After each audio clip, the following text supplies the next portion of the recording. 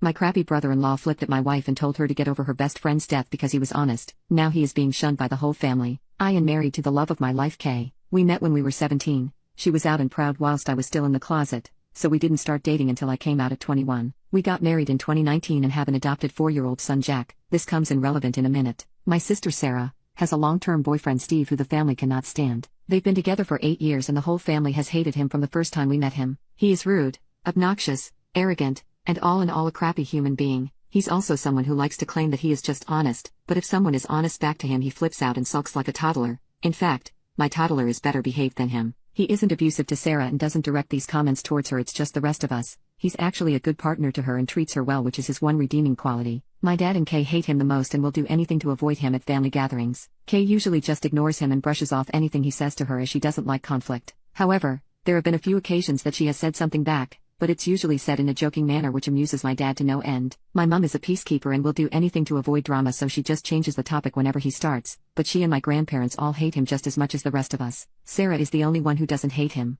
Our son's birth mother Tess was Kay's best friend, who sadly died in 2021. This was a real shock as she had an underlying heart condition that she didn't know about and simply went to sleep one night and never woke up. Jack had been left alone in his cot all day screaming for his mom before Kay got worried that Tess wasn't answering her texts and went to their house to see if she was okay. She found Jack in his cot and Tess in her bed. We adopted Jack as no one in Tess's family was in a position to take him in. We raise him as our own, but he knows who Tess is. Obviously, this is a very sensitive topic for Kay as it was so traumatic for her and Jack. Now, on to what happened last weekend. It was the anniversary of Tess's death on Saturday, so Kay, Jack, and I went to visit her grave. Kay is always quiet after going to see her, and this time of year is especially hard for her. On Sunday we had a family gathering at my parents' house. These happen every couple of months as just a catch-up for everyone. At first, nothing was out of the ordinary. Kay and my dad were off to the side talking as usual, only I could see that Kay was obviously struggling, so my dad and she went for a walk so she could clear her head. This is something they have done before, so nothing too unusual. However, Steve had an issue with this and asked why they had left and why he wasn't invited to walk with them.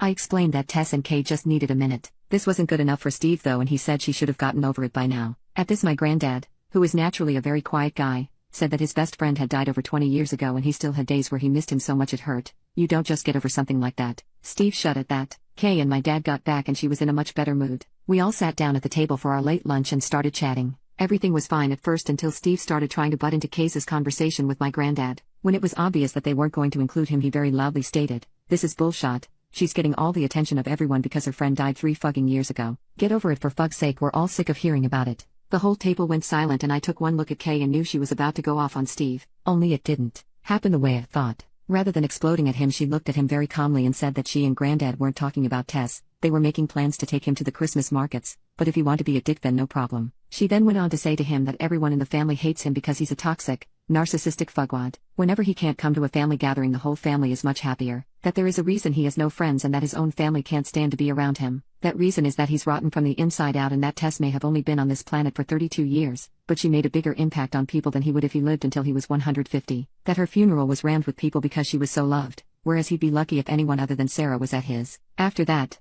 she got up and went to the back garden and I followed her. A few minutes later my dad came out and said that he told Sarah and Steve to leave. We went back inside and Kay apologized to everyone and said she should have just kept her mouth shut. Everyone other than my mom told her what she had done was right and it was about time someone told him. My dad then found it hilarious that a lesbian had been the one to tell him straight, which lightened the mood a lot. We spent the rest of the afternoon there before going to pick Jack up from Kay's mom's house, so she had had him overnight on Saturday for us. The reason I'm making this post is that yesterday I got a call from Sarah saying that her and Steve wanted an apology from Kay or they weren't going to Christmas. When I reminded her that we wouldn't be at Christmas either as it our year to spend it with Kay's mom, so it made no difference to us, she got really upset saying that she wanted an apology because Kay was way out of line. I said she wasn't and that I wouldn't even contemplate asking her to apologize because I agreed with everything she said and so did everyone else there. She ended the call and I just went back to work. Then today my dad called me and asked if Kay's mom would mind a few more for Christmas as he was refusing to spend it with Steve, so he and my granddad needed someone else to go. Apparently after Sarah had called me she has called mom and started ranting and my mom had told my dad to get Kay to apologize, which he said no to, and they had an argument and my dad has now decided that he's done with Steve even if that affects his relationship with Sarah. He's not having it anymore. My mom wants Sarah there,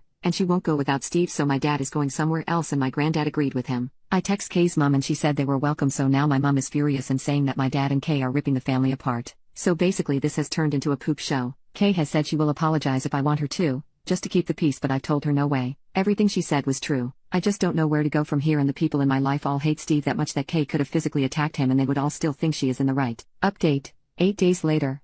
First thing was that I spoke to my grandparents on my mom's side. They were there when this all happened, but they're like my mom and just constantly try to keep the peace. That's where she gets it from. They were supposed to be spending Christmas with my mom this year but had changed their minds and decided to spend it with my uncle instead. They have made the decision to not be around Steve either as he causes too much drama. They asked if they could come and see us and Jack on the 23rd before they head off to my uncle's, which I happily agreed to. This really surprised me and it outright shocked my mom, as like I said they are the biggest take the high road type people I've ever met, but even they've had enough. The next thing that happened was my dad called to let me know that Steve and Sarah had now decided that they want Kay to make a public apology in front of the whole family and admit she was lying and that the family loves Steve. He was laughing as he told me this and called them delusional, so any small chance of a superficial apology went out the window. The third thing that happened was Jack getting home from after school club with a recorder that I am sorely tempted to shove up the teacher's backside. So all in all it wasn't a great day. Through talking to people on here, I also realized that Steve has been trying to push Kay and I out of the family, organizing trips that he knows we would be able to go on. We wouldn't have gone on them anyway as a weekend away with him sounds worse than a paper cut to the eyeball, and him constantly trying to get my dad away from Kay whenever we are all together. I think this is because he is jealous of Kay and Dad's relationship as they're very close and go on trips to classic car shows several times a year together, usually with my granddad as well. Anyway, things went quiet for a few days until the weekend. Our town has a big Christmas fair that runs from November through December and we always go to it with Mum, Dad, Granddad, Kay's mum. We decided to cheer my mum up a bit to go on Sunday and then out for dinner afterward. My mum was told that if Sarah or Steve showed up then we would all leave and she promised they wouldn't be there. Things were a bit awkward at first but settled after a while. At one point Jack got my mum and dad to take him on the giant snow slide and as my mum walked back over to us she had tears in her eyes. I pulled her to one side to see what was going on and she said that whilst waiting in line, Jack had said he was happy Uncle Steve wasn't here. When my mum asked why, he said that Uncle Steve was a bad man. My mum tried to say that he wasn't, but in typical stubborn 4-year-old fashion, he had argued and said he learned in school that people who say mean things all the time are bad people and Uncle Steve said mean things all the time so he was a bad man and that he didn't like him. There had been a case of bullying in his class a few weeks ago and the teacher had done a lesson on how wrong bullying is, so I think that's where this came from. This finally broke through to my mum. If even a 4-year-old can see what a horrible prick the man is then she had to as well. She said that she felt stuck because she hated Steve and agreed with everything that Kay has said but she loves Sarah and doesn't want to isolate her. I told her I would always be there for her, but I wasn't putting myself, Jack or Kay,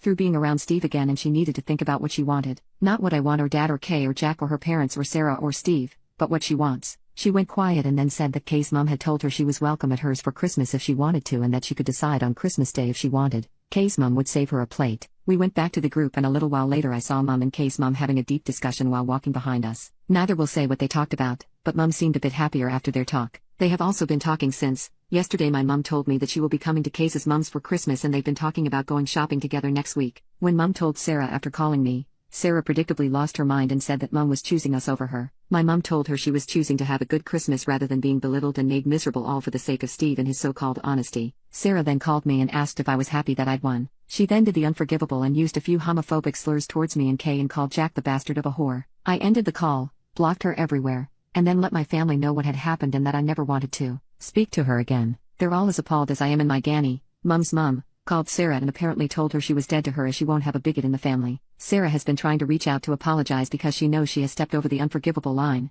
but I've just kept blocking the fake accounts that she's making on IG. Steve tried reaching out to my dad after this and when he eventually answered Steve tried to say that Sarah was just angry and didn't mean it. According to Mum, Dad ended up giving him a verbal lashing and told him that he was the worst thing that had ever happened to Sarah and our family. My dad has told Sarah he is disgusted with her but will be there for her if she leaves Steve. Until then, good luck. Mum has gone low contact as well, but wants to keep the door open so that Sarah isn't completely isolated. I had a few people saying that Steve may be abusive towards Sarah, but I really don't think he is. He usually acts like a dick when the attention isn't on him. He knows that when he says dickish things then all the attention is on him and he revels in it. After Sarah's outburst, I just think that they're both toxic and feed off each other's toxicity. She lets him get away with the things he says because she gets pleasure out of watching us all bite our tongues and keep quiet. So, Mum's angry, Dad's angry, our 3 grandparents are angry, extended family is angry and Kay is being my rock, but I can tell she's really angry about what she said towards Jack. I'm just sad and done with it all. At least now I know what she really thinks about Jack, Kay, and myself, so there's that. Not the perfect update, but we move on. It will be nice this Christmas to have both sides of the family together for the first time and not have to worry about Steve being a PP,